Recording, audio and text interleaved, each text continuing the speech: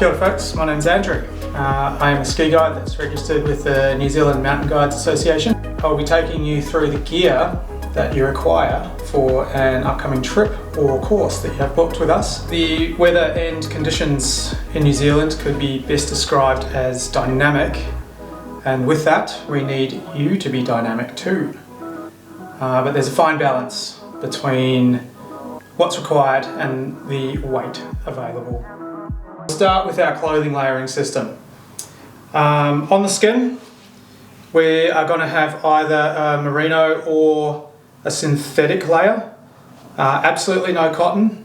Cotton draws heat from your body to dry itself off and could have an adverse effect to your health. So with that, a long sleeve merino top, and my preference is for a 3/4 leg, but full length legs are totally fine as well. You'll need to bring a couple of pairs of socks with you. We're going to move into mid layers. We'll start off with the lighter mid layer. This example here, you'll see there is insulation through the core and chest, but nothing in the arms. So with that, it could either be a synthetic down product or a fleece product. That would also suffice for this particular mid layer. In the depths of winter, or if you're on an instructional course where you might be standing around a little more, you may want to choose a fully insulated mid layer. So in this example, you will see that the arms, chest and hood all have insulation.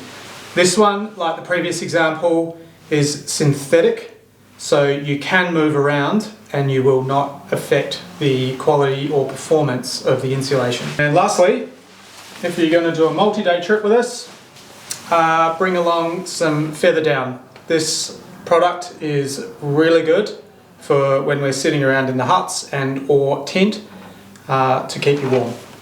Now that we've got your body nice and toasty warm while we're moving through the hills, we'll move on to the Gore-Tex layer, or the shell as it's commonly called. Wind protection and precipitation protection. With this, we prefer that you do not use an insulated jacket or pants. So a single skin, like so, which has a venting system in the armpits. Some venting systems may go the full length of the sleeve. Likewise with the pants, this is a bib. Don't necessarily have to have a bib. They are quite nice though when you are ski touring in spring. Again, a single skin.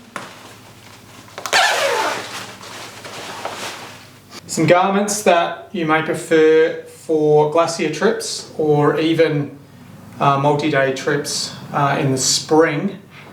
The sun hoods. These have an SPF rating of 50 plus and they're nice and loose fitting so your skin can breathe. So for eyewear, two types. We have got sunglasses for when you are moving or going uphill specifically, and goggles for the downhill component of your trip. You will notice that they both have a high light or a full sun lens on. On the glaciers particularly, we're looking for a category rating of 3 plus or higher. And then obviously if you are told that the weather might be inclement during your time with us, you want something that is a little lower so you can see in the cloud. Some brands produce sunglasses that have a range of 2 to 4. Most brands will now supply 2 lenses with goggles. With your sunglasses, please ensure that they have the shields on the side. If they don't, your guide's going to have to do a little bit of arts and crafts probably and destroy a deck of cards in the hut. We're now at gloves. For the colder days, windier days, days where it might be raining and or snowing, hopefully snowing, some insulated gloves. It doesn't matter whether you use mitts or a fingered glove, but you want something that is a little better insulated. For uphill, a thin layered glove that breathes is great. You do still want it to have some durability on the palm side of the glove though. So moving forward to skis. We do not offer a ski rental through Aspiring Guides. There are shops locally that do offer rentals. We can offer you some advice on where to go for that. And this is what you are looking for. Okay, so the bindings that will be available to you for your rental ski may be as follows. This example is a dual din setup.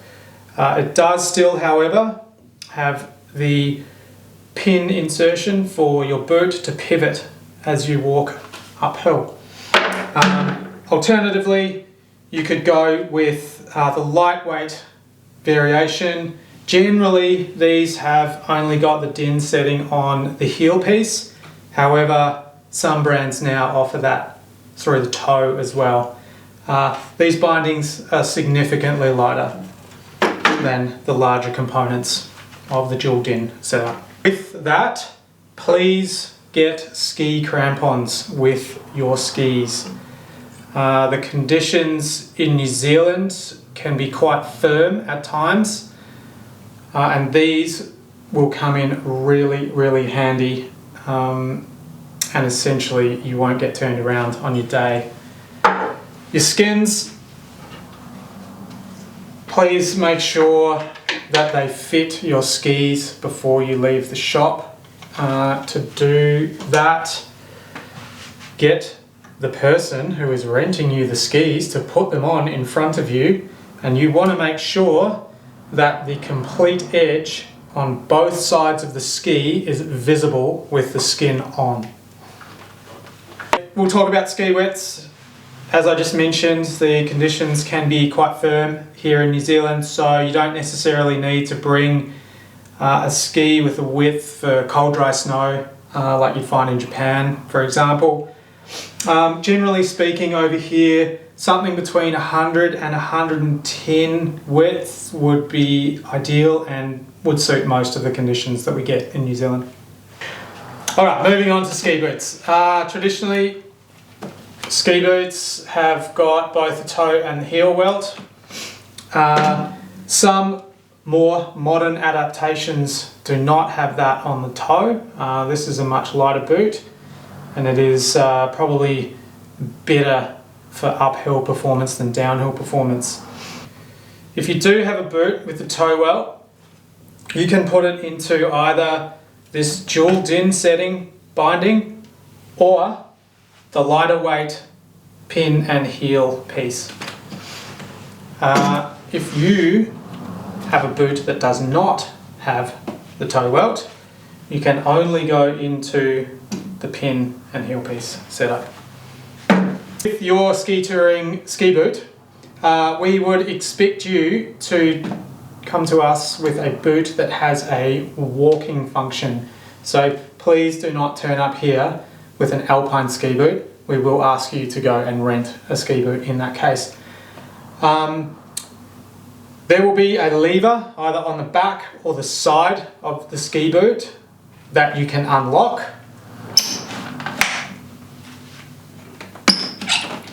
Which then allows a range of movement through the heel. Let's take this seriously. Split borders. You, even more so, will require the crampons when we're walking uphill. This is because of the soft boot that you will have, and without the support through the lower part of the leg and into the heel, it is much harder for you to hold an edge on steeper terrain. If you're going to rent a split board, like with the skis, please put the skins on before you leave the shop and make sure that they fit appropriately. Same deal. You want to see both of the edges clearly visible with the skin on. Bear in mind that you will also now have 4 edges. Other thing to check if you're using the soft boot setup is that you have a left and a right binding. If you turn up with 2 left bindings, you're going to look like a bit of a goose. Ski poles. Doesn't matter which apparatus you're using to move around, you will require these. For the split boarders, probably recommended that you have got the ability to break them down so you can put them into your backpack. I don't know how to use these ones, so there you go. Then you can shove that into the side of your bag for the down. For the skiers, if you have a fixed length pole or you know your fixed length, just go ahead and bring those. There's no need to change the pole or go and rent new poles. So for those of you joining us for a course or a trip, all of the items that I'm about to show you do not incur an extra fee. We will require you all to carry a beacon, a shovel and a probe. It is okay if you want to bring your own beacon, but your guide will check 2 things. A, that it has enough battery life, and B, that it is a modern transceiver with 3 antennas, and that you are carrying the appropriate cradle to mount that to your body. As far as the probe goes, a minimum of 240 centimeters or 2.4 meters. A shovel that is made of metal. Despite the fact that we all think snow is soft, when it comes down in a large mass, it is no longer soft. So please, no plastic shovels from Mitre 10. For those of you joining us for glaciated trips, you will be either asked to arrive with, or you'll be issued when you get here, the following items. We get a lightweight ski touring harness. What we ask is that you bring one that you can put on while you are still standing in your skis. Moving on, you'll be carrying 2 locking carabiners with you, one of those being an HMS beaner. They can come in different shapes, but please, yeah, 1 HMS beaner, and then a second locking carabiner. A belay device, doesn't matter if the guide mode is vertical or horizontal, but it must have this function. Ice screw, heavy, light. Generally, if they have a colour, then the shaft is aluminium with a steel tip. These ones are fully steel. Given that we've expressed that weight is an issue, I would direct you in this direction. The soft goods. You will need to bring, or you will be issued with Prosecks. We'll give you one at a length of 60 centimeters and one at 120 centimeters. Doesn't matter if they're pre-stitched by the manufacturer or if you have tied off the double fisherman's yourself. Either one is totally fine. And a 120 centimeter sling. This one is an 8mm. Totally fine. Again, if you bring a 10mm one, just starts to get a little bit bulkier on your harness. We don't have any preference between this Dyneema or nylon, but as you can see, we are now even bulkier again. your backpack for the trip that you are on. For a day pack, something small, however, nothing smaller than 30 litres, which is about this size, or like the one behind me here. What we're looking for with your day pack is the ability to attach the skis to the side. So these buckles here, and a separate avalanche PPE pocket, which in this case is like so. You're going to join us for a multi-day trip. We're looking for 45 to 50 litres with all of the same functions, but in this case you can have a removable brain. So this is a bit janky, sorry. Yeah, so removable brain, so that you can pack all of the weight out but have a smaller pack for when you're on your day-to-day.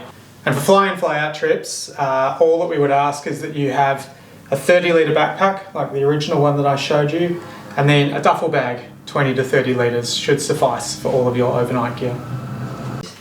Okay, now it's time to accessorise.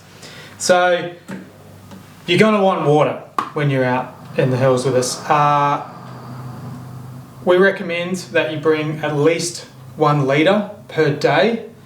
The bonus of using these Nalgene's as opposed to other vessels is that you can put hot water in this at night time and use it as a hot water bottle to keep you warm in our huts, which are not insulated.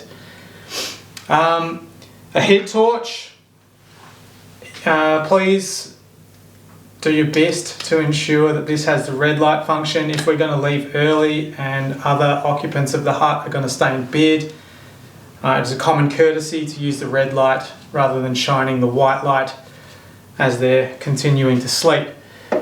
Your toiletries, anything that you need to keep yourself feeling like you're in your home life while we're in the hills, bring with you. Any regular medications that you take, please bring those with you, because we don't have a way of getting that stuff to you fast. And do not forget your toothbrush, because that could be a pretty grim 5 days. Sunscreen.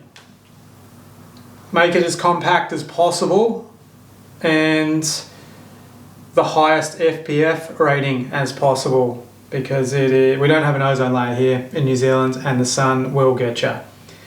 Some folks like the invisible zinc option as well. Hut shoes, really handy. These particular ones have got down in them like the jacket that we went through earlier. We would request that you have one with a rigid sole, as most of the toilets are outside of the hut and you may have to move around on icy or slippery surfaces to get to them, so something that's got a bit of traction. In addition to this, for the hut life, you might want to include some down pants. Because we will be sharing the hut with others, there could be some noise through the night, so maybe you want to have earplugs as well, just a soft earplug. So now that we've dealt with our loud sleepers, we want to stay warm. Sleeping bags.